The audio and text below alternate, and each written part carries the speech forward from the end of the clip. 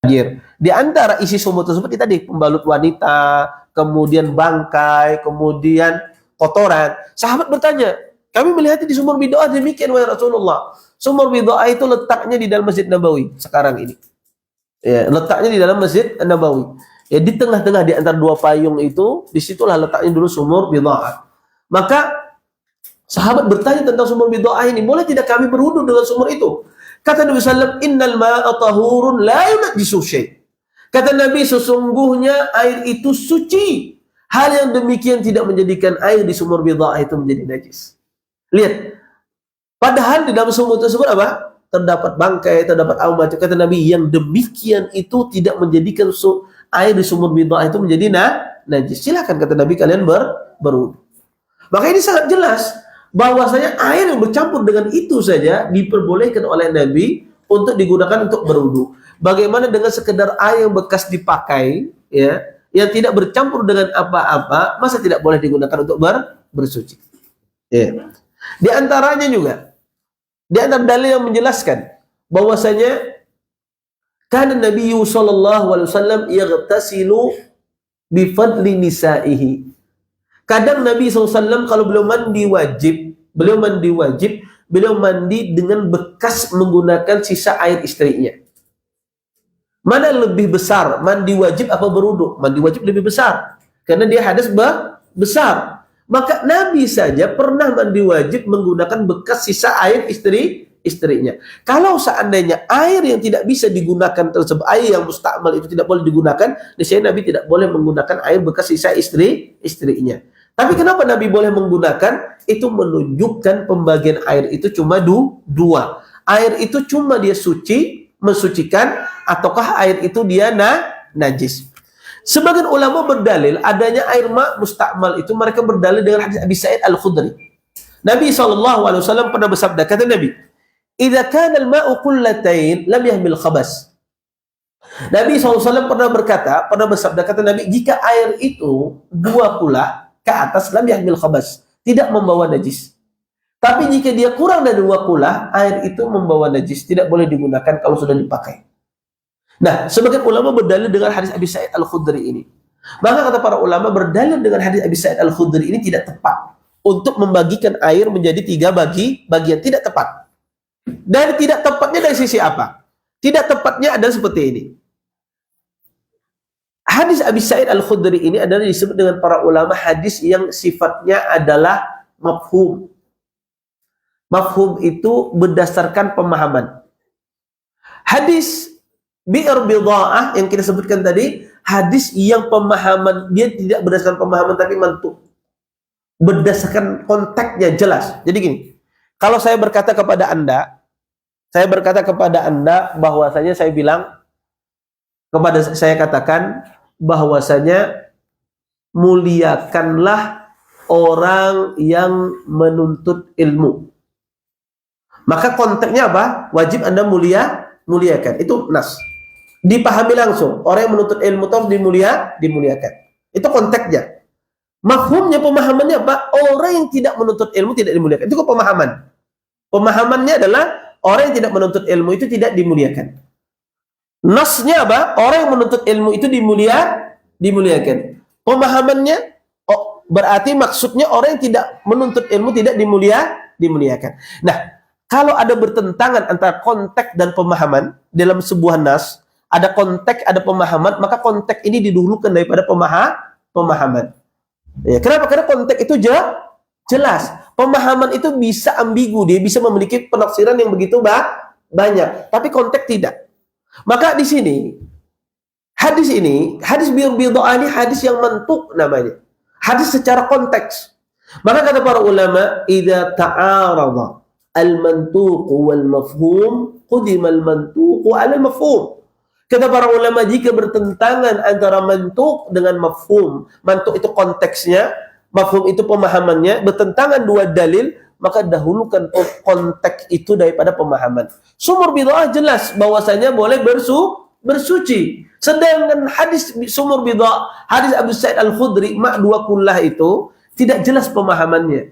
Dan pemahamannya adalah Maksudnya Nabi, idza kana ma'al qullatin nahya mil khabas.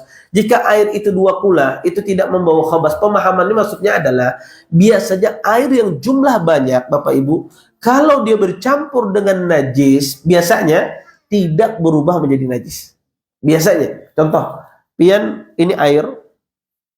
Kalau saya taruh di sini 50 tetes air kencing di sini, berubah nggak kira-kira air ini? Berubah karena dia sedikit. Tapi kalau saya 50 tetes itu saya taruh di drum yang sangat besar, kira-kira berubah nggak air di drum tersebut? Tidak. Air yang jumlah banyak, maksud Nabi itu air yang jumlah banyak, kalau dia bercampur dengan najis, biasanya airnya tidak berubah. Tapi air yang jumlah sedikit, kalau dia bercampur dengan najis, biasanya airnya berubah. Itu maksud Nabi SAW. Bukan maksudnya adalah air yang bekas dipakai itu tidak bisa lagi digunakan. Baik. Kemudian ada sebagian orang bertanya, Ustadz, kalau pian tadi memadahkan air itu cuma dua saja pembagiannya, yaitu air yang suci dengan air yang najis, ulun bertanya, kenapa kita kada boleh berwudu dengan air susu? Berarti boleh aja lah kita berwudu dengan air teh, air kopi. Ya. Kan ya Ustaz tadi air itu cuma dua, ima air yang suci yang bisa digunakan berwudu atau air najis. Kopi kan kada najis Ustaz, kenapa kada boleh berwudu? Susu kan tidak najis, kenapa tidak boleh berwudu air susu? Kita katakan kopi, teh, susu itu lain air dalam bahasa Arab.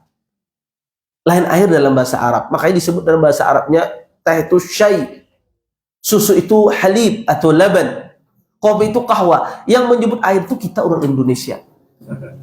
Kita orang Indo, air kopi, air teh, air susu, air sirup, itu kita orang Indonesia. Tapi orang Arab nggak ada nyebut air kopi itu air, nggak ada. Maka dia bukan air itu yang dimaksudkan di dalam Islam, tapi dia disebut dengan benda cair. Itulah benda cair. Tapi air ini air. Kalau sudah teh, dia berubah bentuk dari air ke benda cair yang lain. Maka kalau dia sudah berubah bentuk ke benda cair yang lain, maka itu tidak dinamakan air lagi. Makanya di dalam bahasa Arab tidak disebut dengan ma'us syai, tidak ada, air syai tidak ada. Tapi syai orang Arab nyebut. Qahwa, kopi, qahwa bukan ma'ul qahwa, bukan air qahwa, air kopi tidak ada, qahwa. Jadi yang menyebut air itu kita saja, karena kita biasa nyebut air, akhirnya terbesit di benak kita ini apa? Semuanya itu air. Betul, dia benda cair. Tapi yang Allah katakan dalam Al-Quran, wa anzalna minas sama'i ma'an, kami menurunkan air, bukan itu maksudnya, ini air. Ini yang dimaksudkan di dalam Al-Quran tersebut. Kemudian, Bapak Ibu ikhwan dan akhwat yang dimuliakan oleh Allah Subhanahu wa taala. Dalam hadis mulia ini menjelaskan kepada kita bahwasanya air itu imma dia suci atau dia najis. Baik. Kalau kita paham masalah ini Bapak Ibu, maka ada beberapa kaidah dalam masalah air. Pertama, air itu asalnya dia suci. Jadi kalau Anda mendapati air apa saja, asal air itu suci. Pian misalnya baju pian kena dari atap rumah jalan ya. Kemudian dari atap rumah itu menetesi baju kita, kena baju kita. Kemudian Anda ragu, ini najis apa tidak ya? Asalnya air itu apa? Suci. Asal air itu suci. Maka Anda nggak perlu ketika baju Anda kena dari atap rumah orang, air, ini najis apa tidak? Naiki dulu air apa ini? Enggak perlu. Ya. Maka asal air itu apa? Suci. Kecuali jelas-jelas bau hancing, oh berarti najis ini. Ya, bau kambing dan sebagainya berarti najis. Kalau tidak tahu, tidak ada baunya, maka asal air itu suci. Air mana saja Anda dapati. Anda dapati di rumah yang terbengkalai, ada air di baknya. Anda lihat putih airnya, maka asal air itu suci. Anda dapati air mana saja, maka asal air itu suci. Ini kaidah yang penting, Bapak Ibu, ikhwan dan akhwat, yang harus kita pahami. Jangan sampai seseorang ragu-ragu, Ustadz, ini airnya suci atau kada Ustadz? Ulun dapat di sini nah, asal air itu suci. Ini poin yang pertama. Kemudian kata Syekh di sini, bagaimana kalau seandainya air itu bercampur dengan najis? Ya, bagaimana air itu bercampur dengan najis? Di sini saya menjelaskan. Kata beliau, alma idza khalatathu najasatun faghayyarat ahadu awsafi as-salasah rihuhu aw ta'muhu aw launuhu fahuwa najisun bil ijma'. La yajuzu isti'maluhu fala yarfa'ul hadas wa la yuzilul khabas sawa'an kana kathiran aw qalila.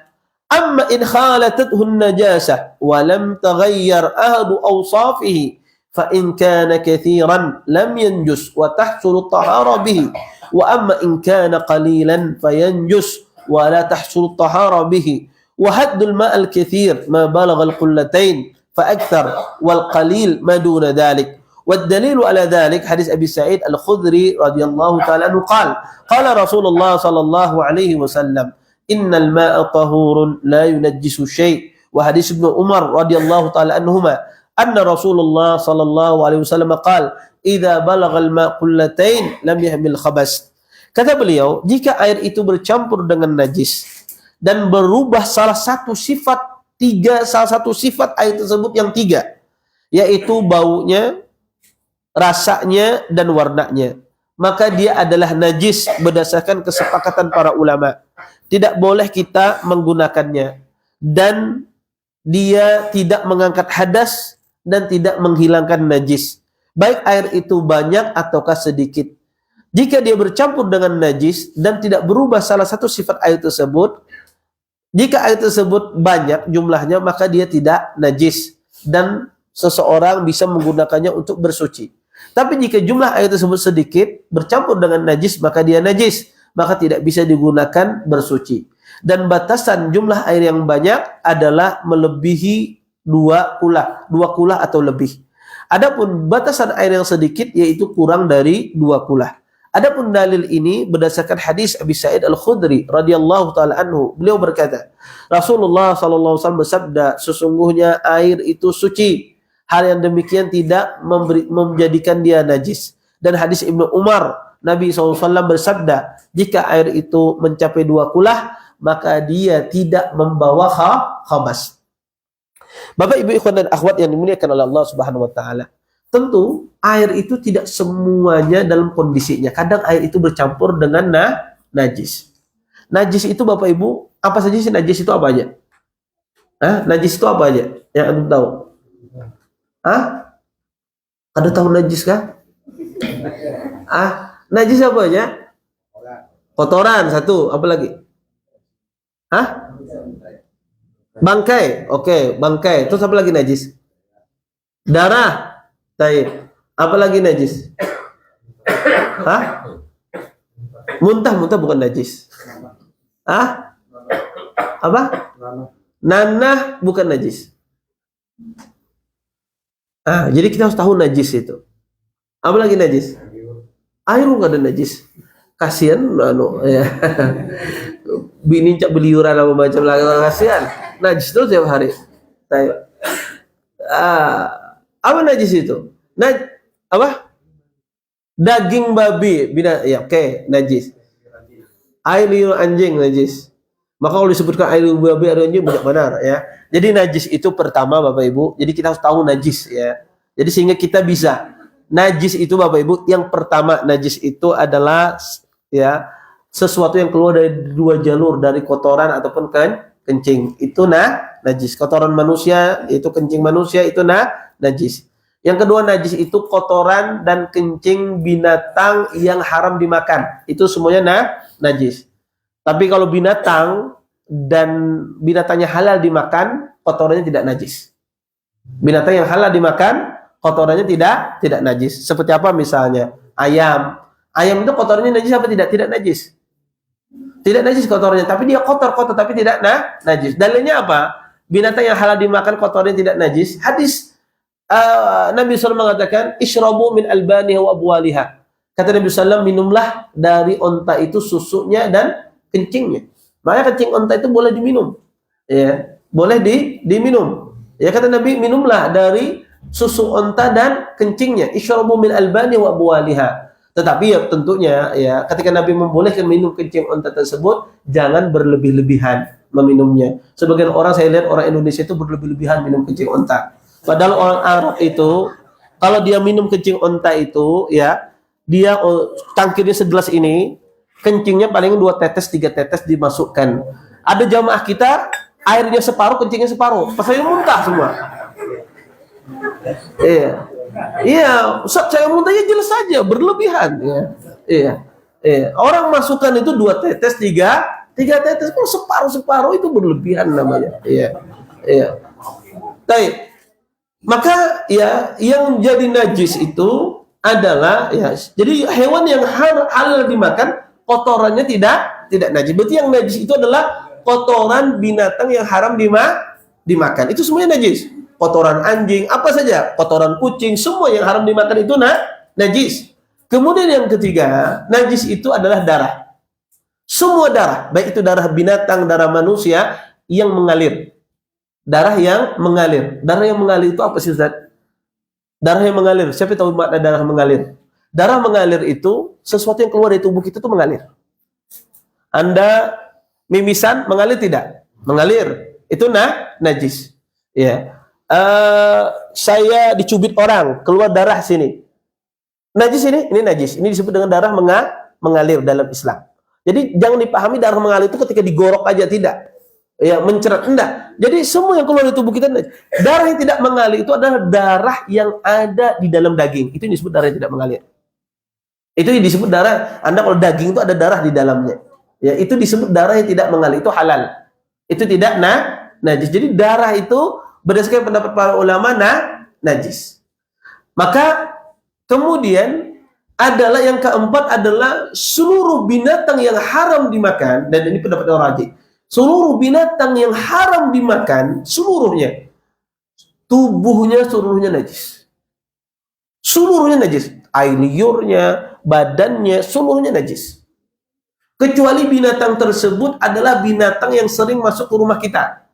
Seperti kucing, tikus, ya. Tikus banyak dipelihara, tapi ada. Banyak. Ini musim tikus kayaknya. Maka ini dia tidak najis karena kata Nabi, innama hiya minat tawafina alaikum awi tawafat. Nabi SAW memberikan rukhsah bahwasanya hewan yang suka berkeliaran di tengah-tengah kita, di tengah-tengah masyarakat, ya seperti tikus, kucing, walaupun dia haram dimakan, tapi dia tidak najis tubuhnya. Kenapa? Karena dia berkeliaran, sering hidup dengan masyarakat. Makanya dia diringankan di dalam syariat tidak najis. Tapi selain itu, ya, semua hewan yang haram dimakan itu tubuhnya, air liurnya semuanya najis. Main ini najis. Ini najis bersumber dari 4 hal ini. Ya, ini jadi najis itu berasal dari empat hal ini. Dari kotoran manusia, kemudian dari kotoran hewan yang haram dimakan, kemudian yang ketiga darah, dan seluruh tubuh hewan. Ya, seluruhnya tubuh hewan yang haram dimakan itu najis, termasuk air liurnya. Maka ini sumber najis. Nah, kalau air kita bercampur dengan salah satu dari sumber najis ini, bagaimana? Para ulama rahimahullah ta'ala menjelaskan, air itu memiliki sifat 3. Sifat air itu. Bau, rasa, dan warnanya. Anda hafalkan kaidah ini, 1000 permasalahan Anda bisa selesaikan. Air itu ada, sifat air itu 3. Bau, rasa, dan warna. Kalau salah satu 3 sifat air ini berubah, maka air itu menjadi najis. Salah satu dari sifat air ini berubah, air itu menjadi najis. Contoh misalnya, air yang putih ini tercampur dengan air kencing misalnya. Berubah warna yang putih menjadi kuning. Najis apa tidak? Najis. Kenapa najis? Berubah sifatnya. Baik. Air ini bercampur dengan air kencing, tidak berubah warnanya. Tapi ketika saya cium, baunya bau pesing. Najis tidak? Najis. Kenapa? Karena berubah salah satu sifatnya, yaitu baunya. Tapi air ini saya campur dengan air kencing, ternyata tidak berubah, tetap putih. Saya cium tidak bau. Tapi saya rasanya sudah berubah, agak asin-asin misalnya. Agak kecut-kecut misalnya. Tapi berubah rasanya, berubah. Najis tidak? Najis. Karena sudah berubah salah satu dan 3-nya. Tapi di sini ada pertanyaan. Bagaimana kalau seandainya air itu tidak bercampur dengan najis, tapi berdampingan dengan najis? Contoh misalnya, ini air, saya taruh di sampingnya ini bangkai tikus. Misal, bangkai tikus. Kemudian tentu saja bangkai kan bau. Ketika saya cium, ya air ini baunya bau bangkai. Baik, pertanyaannya, air yang berbau bangkai ini boleh nggak digunakan untuk berwudu? Hah? Boleh. Baunya bau bangkai, sudah. Kalau zat najis itu tidak bercampur ke dalam air, walaupun airnya bau bangkai, bau apek, bau apa, selama zat najis itu tidak masuk ke dalam air tersebut, air itu boleh digunakan untuk bersuci. Tidak ada masalah. Ya, tidak mengapa. Jadi kalau seandainya ada bangkai, ya, kadang kita punya sumur, Bapak Ibu, kadang Anda punya sumur, ya. Kadang orang-orang mungkin nggak tahu di hari ini sumur juga pakai sumur, apa ke PDAM. Sumur, kadang di sumur itu kadang ada bangkai jatuh atau ada bangkai di samping sumur kita, tikus mati. Kadang airnya terkontaminasi bau, ya. Terkadang kontaminasi berbau. Kita katakan air yang di dekatnya itu ada bangkai, kemudian berbau bangkai air tersebut, boleh nggak digunakan untuk bersuci? Boleh. Kenapa? Karena bangkai itu tidak masuk ke dalam ya air kita. Jadi harus dibedakan antara berdampingan dengan najis dengan air itu bercampur dengan najis. Maka air itu dia dikatakan dia tidak bisa digunakan kalau seandainya berubah salah satu sifatnya. Baik. Bapak Ibu ikhwan dan akhwat yang dimuliakan oleh Allah Subhanahu wa taala. Terus bagaimana kalau seandainya air ini ya jumlahnya sedikit? Air ini jumlahnya sedikit bercampur dengan najis tidak berubah. Apakah dia tetap dikatakan najis? Jawabannya tidak. Di sini Syekh berbicara kebiasaan. Jadi air yang sedikit itu biasanya kalau bercampur dengan najis berubah. Tapi air yang banyak bercampur dengan najis biasanya tidak berubah. Ini kebiasaan. Tetapi ini tidak bisa dimutlakkan seperti itu. Yang jadi patokan adalah sifatnya, bukan sedikit atau banyaknya. Maka yang dilihat itu adalah sifatnya. Kalau sifatnya berubah, salah satu sifat tersebut, maka air itu menjadi najis. Kalau salah satu sifatnya tidak berubah, maka air tersebut bukan air yang najis. Kemudian, bagaimana kata Syekh kalau seandainya, dan ini masalah keempat, kata Syekh, bagaimana kalau seandainya air itu ya bercampur dengan sesuatu yang suci, bukan najis. Air ketika dia bercampur dengan sesuatu yang suci, bukan najis, seperti ini, air saya campur dengan kapur barus, baunya jadi kapur barus. Atau air ini saya taruh di dalamnya daun misalnya. Kata para ulama, air ketika bercampur dengan sesuatu yang suci, maka ada dua kondisinya. Ada dua kondisinya. Pertama, air tersebut tidak berubah sifatnya. Yang kedua, air tersebut berubah salah satu sifatnya. Maka contoh, ada saya taruh di sini daun, airnya tetap saja, baunya tetap, warnanya tetap, rasanya tetap. Maka ini boleh digunakan untuk bersuci? Boleh, tidak ada masalah, tidak mengapa. Baik. Kemudian air tersebut bercampur dengan sesuatu yang suci tapi berubah. Saya taruh kapur barus di kamar mandi kita, di bak mandi kita biasanya kita taruh kaporit misalnya. Akhirnya baunya bau kaporit. Boleh nggak air yang berbau kaporit itu kita gunakan? Sudah berubah ini baunya, bau kaporit. Boleh tidak kita gunakan untuk berwudu? Jawabannya boleh. Jadi air ketika dia bercampur dengan sesuatu yang suci, walaupun mengubah baunya, boleh digunakan untuk bersuci. Selama zatnya masih air. Selama dia dikatakan masih air.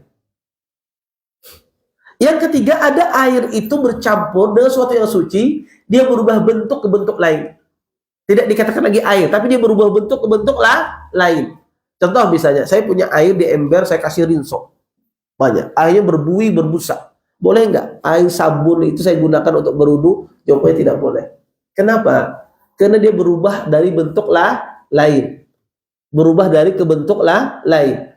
Ini tidak dikatakan air lagi, tapi dia berubah ke bentuk lain. Sama, ini saya kasih teh di dalam air putih ini, berubah dia menjadi teh. Boleh nggak digunakan untuk bersuci? Tidak boleh. Kenapa? Karena dia berubah dari bentuk lain. Bentuk air berubah ke bentuk zat cair yang lain. Baik. Bagaimana kalau seandainya air ini saya campur dengan tanah? Ini ada air putih, saya kasih tanah, debu. berubah di warnanya coklat. Boleh tidak digunakan untuk bersuci? Berubah warnanya coklat. Boleh, boleh. Kenapa boleh? Karena debu itu salah satu alat suci. Ketika kita tidak ada air, kita diperbolehkan menggunakan debu. Debu itu adalah salah satu alat suci. Maka ketika air putih ini bercampur dengan tanah, berubah dia menjadi hitam, boleh digunakan bersuci? Boleh. Makanya kalau Anda mendapati air di tengah jalan, ya misalnya ada jalan berlubang misalnya, Anda cari air nggak ada nih, ternyata ada di jalan berlubang, ada air warna coklat hitam gitu ya, warna coklat, dan Anda tidak mendapatkan air, boleh nggak Anda menggunakan air itu untuk bersuci? Boleh. Kenapa? Karena air itu dia berubah dari air bercampur dengan tanah, dan tanah itu boleh digunakan untuk bersuci. Baik. Kadang ada perubahan air itu, perubahan dari sisi bau. Kadang Anda punya air menggunakan PDAM. Kalau Anda menggunakan PDAM, kadang airnya itu berbau besi. Kadang Anda menggunakan air, kadang airnya itu berbau besi. Baik, boleh nggak kita menggunakan air yang berbau besi itu untuk berwudu? Boleh tidak? Jawabannya boleh. Kenapa? Karena ini bercampur dengan sesuatu yang suci. Besi itu suci. Maka kalau dia bercampur dengan sesuatu yang suci, walaupun dia mengubah baunya, tapi masih dikatakan dia air, maka boleh digunakan untuk berwudu. Tapi boleh tidak menggunakan air yang sudah lama?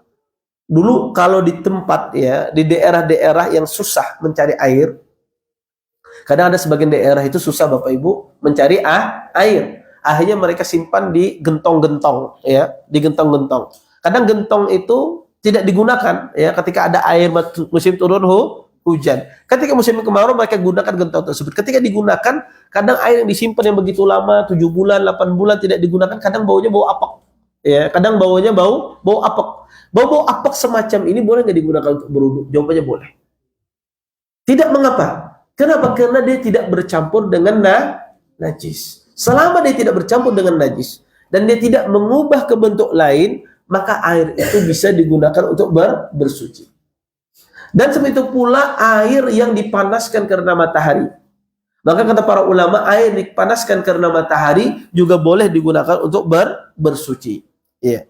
Oleh karena itu, di sini Syekh menjelaskan, kata beliau, Al-ma idza khalatathu maddat tahirah ka'awraqil ashjar aw sabun aw al-ashnan aw sidr aw ghairi dhalik min al-mawad at-tahirah wa lam yaghlib dhalika al-mukhalid alayh fas-sahih annahu tahurun yajuzu at-tatahhur bihi min al-hadasi wan-najasah li'anna Allah subhanahu wa ta'ala qala wa in kuntum marda aw ala safarin aw jaa ahadun minkum minal gha'it aw lamastumun nisa falam tajidu ma'an fatayammamu sa'idan tayyiban famsahu biwujuhikum wa aydikum.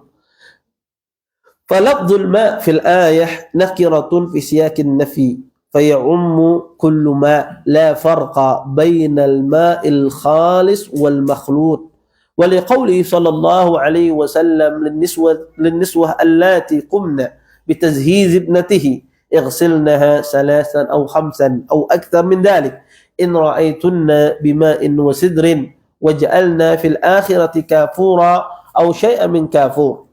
Kata beliau, air jika dia bercampur dengan sesuatu yang suci seperti daun pohon atau sabun atau asnan ya, ataupun yang lainnya atau sidr atau yang lainnya minal mawadit tahirah wa lam yaghlib dzalikal mukhalid alaih, dan yang mana pencampuran tersebut tidak mengalahkan air tersebut, maka dia boleh digunakan untuk bersuci. Boleh seseorang menggunakannya untuk bersuci dari hadas dan najis. Karena Allah subhanahu wa ta'ala berfirman di dalam Al-Quran, jika kalian dalam kondisi sakit, atau dalam kondisi safar, atau kalian dalam kondisi buang hajat, atau kalian dalam menyentuh wanita, tidak mendapatkan air, kata Allah, maka bertayamumlah dengan sa'idan thayyibah, sesuatu ini permukaan tanah, famsau biwujuhikum aidikum, maka usaplah dengan wajah kalian dan tangan kalian. Kata beliau, lafaz air di dalam ayat ini nakirah. Ya, di dalam konteksnya peniadaan. Maka menunjukkan bahwasanya maknanya adalah mencakup semua air. Maka kata beliau tidak ada beda antara air yang khalis, tidak bercampur sama sekali, dengan air yang bercampur sama sekali. Kata beliau, dan juga perkataan Nabi SAW kepada para wanita yang memandikan anak perempuan Nabi SAW.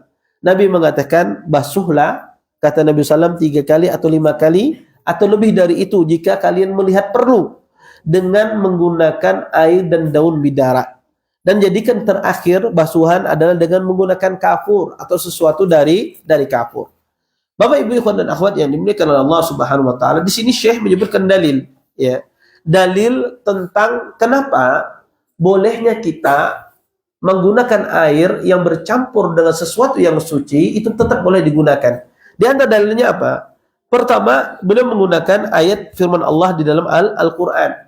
Ketika Allah menyuruh kita berwudu dengan air, Allah di sini tidak membedakan antara air itu bercampur ataukah tidak bercampur. Allah menyebutkan air secara umum. Kata Allah, basuhlah dengan air. Allah tidak mensyaratkan harus airnya suci, tidak bercampur dengan apa, tidak ada. Ketika tidak ada persyaratan tersebut, maka kata para ulama rahimallahu taala, asalnya menggunakan air itu boleh apa saja, selama air itu suci, baik dia bercampur atau tidak bercampur.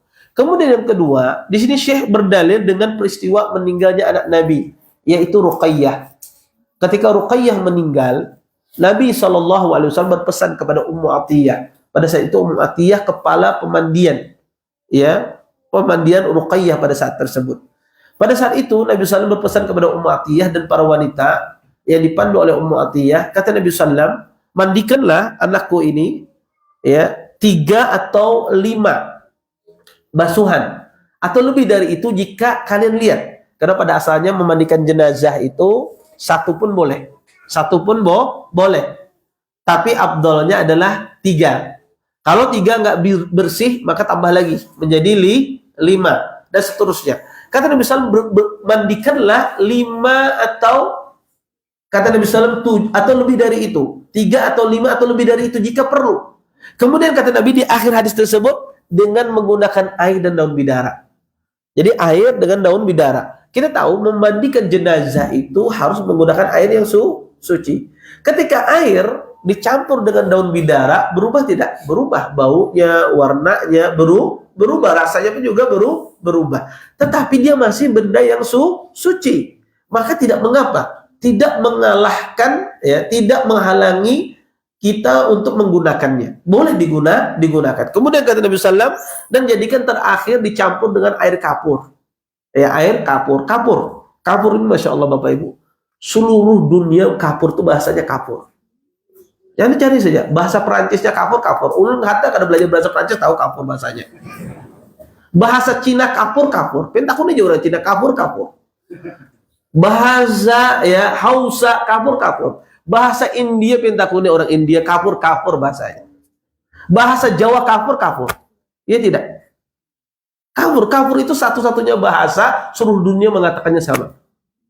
Bahasa Arabnya kapur, bahasa Inggrisnya kapur, nggak ada. Cuma pelafasannya aja yang agak berbeda. Ya kalau Cina agak mahung sedikit anunya. Iya. Tapi kapur intinya kapur. Ya. Maka subhanallah kata Nabi, waja'ana fil akhirati kafura. Kata Nabi sallam, jadikan terakhir itu dengan kapur. Air dicampur dengan kapur, berubah tidak warnanya? Berubah, jadi putih sekali. Ya. Berubah, rasanya berubah. Tapi kenapa Nabi boleh menggunakan? Karena dia bercampur dengan sesuatu yang suci. Ketika dia bercampur dengan sesuatu yang suci, tidak mengubah zat air tersebut, maka dia boleh digunakan untuk berwudu, boleh digunakan untuk bersuci. Ini dalil di kalangan pendapat para ulama rahimahullahu taala bahwasanya benda yang suci bercampur dengan sesuatu yang suci tidak mengubah zat air tersebut. Ya. Kemudian, ya, Bapak Ibu ikhwan dan akhwat yang dimuliakan oleh Allah Subhanahu wa taala. Terus bagaimana Ustadz kalau misalnya ada air bercampur dengan najis. Ini ada permasalahan. Air bercampur dengan najis, air ini bercampur dengan najis, berubah warnanya. Kalau salah satu sifatnya berubah, kita katakan najis. Baik. Terus bagaimana kalau seandainya saya biarkan beberapa hari gitu ya, 3 hari, 4 hari, ternyata berubah kembali lagi menjadi putih. Yang asalnya kuning tadi menjadi putih. Kemudian saya cium, tidak ada bau pesingnya. Saya rasa kembali normal. Boleh nggak digunakan untuk bersuci? Boleh. Jadi yang dilihat itu adalah sifat air. Kalau sifat airnya itu kembali normal, walaupun asalnya najis, kemudian kembali normal, maka kata para ulama rahimallahu ta'ala, dia boleh digunakan untuk bersuci. Oleh karena itu kata Imam Ibnu Qayyim rahimallahu ta'ala, air yang najis itu boleh digunakan untuk bersuci kalau najisnya hilang. Bagaimana caranya? Kata Imam Ibnu Qayyim, salah satu caranya adalah air yang najis tersebut, kita taruh lagi air yang bersih. Kita kasih air yang bersih, kita kasih air bersih banyak-banyak, dia berubah warnanya, yang kuning menjadi putih. Ketika air itu najis berubah sifatnya menjadi putih kembali, maka dia kembali suci. Dia kembali suci, boleh digunakan untuk berwudu. Jadi kalau air itu najis di awal bukan berarti mutlak tidak boleh digunakan sama sekali. Kalau dia sudah berubah sifatnya menjadi kembali suci, maka boleh digunakan. Nah, ini kaidah pentingnya. Karena ada sebagian orang melihat, oh ini airnya sudah najis, nggak boleh lagi digunakan. Apakah mutlak? Enggak, bisa dia ubah menjadi suci. Kita siram, kita kasih zat tertentu, misalnya berubah dia kembali normal, maka boleh dia digunakan untuk bersuci. Iya. Apalagi kemajuan teknologi zaman sekarang. Kadang air najis itu diolah menjadi air bersih kembali. Maka boleh diminum, boleh. Ya. Kenapa? Karena zatnya sudah hilang. Karena yang terpenting dalam masalah air ini adalah sifatnya. Sifat najisnya ada, berarti tidak boleh. Sifat najisnya hilang, maka boleh digunakan dalam bersuci. Wallahu a'lam. Baik. Saya kira cukup ya untuk pertemuan kali ini ya tentang permasalahan air ini. Insyaallah nanti pada pertemuan berikutnya kita akan lanjutkan ya pada masalah yang kelima. Baik. Mungkin sisa waktu yang ada kita gunakan mungkin untuk tanya jawab. Kalau ada yang mau bertanya silahkan. Nggih. Oke, silahkan. Silahkan.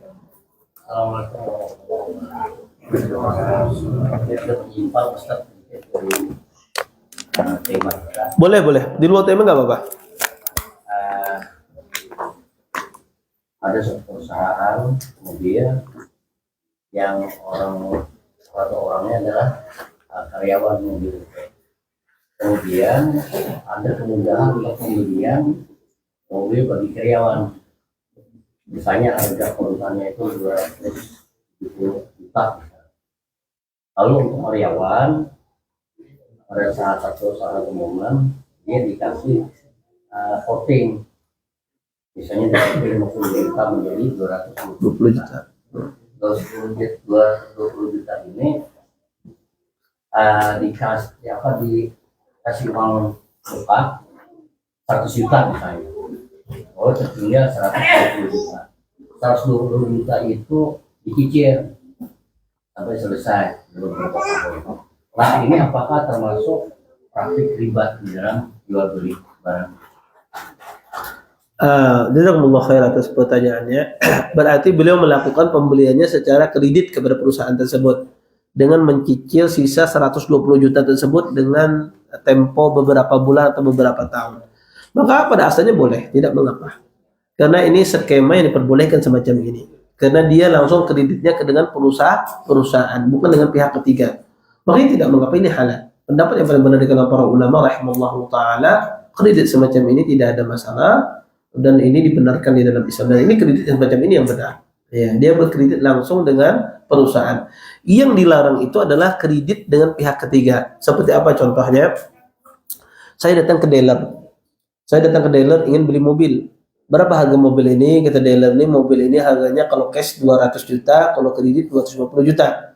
Dengan tenor tenggang masa itu kurang lebih sekitar 5 tahun pelunasannya misalnya. Oke, saya ambil yang kredit kata saya.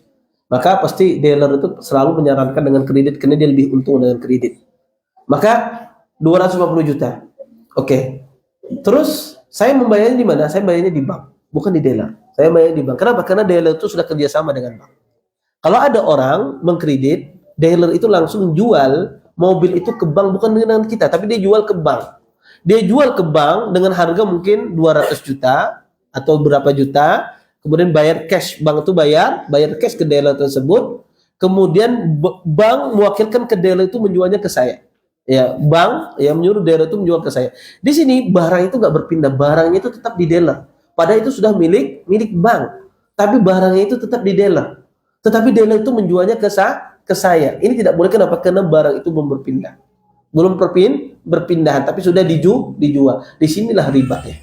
Disinilah ribanya. Karena ada pembiayaan inilah, ada pihak ketiga. Tapi kalau kita kredit langsung kepada orang yang menjual langsung, tidak ada masalah. Ya, tidak ada riba di sini. Makanya diperbolehkan. Wallahu a'lam. Baik. Oke. Bagaimana tidak tahuan dulu ada KPR pendidikan rumah itu kan berarti bank dan dulu itu memang kebanyakan kita kan tidak tahu bahwa itu riba. Nah, ternyata setelah mengaji tahu segala ternyata riba. Nah, sedangkan rumah itu sudah lunas didiami. Bagaimana cara bertobatnya itu dari riba? Kita tahu riba itu setelah sudah dijalani, didiami sekian puluh tahun, buat ternyata riba. Nah, bagaimana caranya ini? Apakah rumah itu dijual di apa dan sebagainya, dan bagaimana cara bertobatnya itu? Baik. Bagaimana cara bertaubat dari